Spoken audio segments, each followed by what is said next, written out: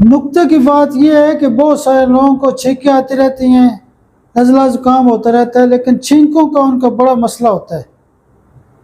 गर्मियों में छींकें आएँ तो मैंने बहुत दफ़ा बताया कि दवाई होती है एलम सिपा।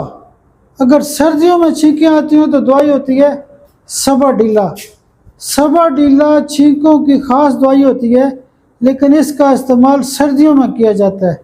अगर आपको छींकें आती हैं तो ये दवाई 200 पावर में ले लें। 5 कतरे रोज़ाना आप एक वक्त में इस्तेमाल कर सकते हैं। सबाडीला छींकों की एक ख़ास दवाई है, सर्दियों के अंदर आप इस्तेमाल कर सकते हैं।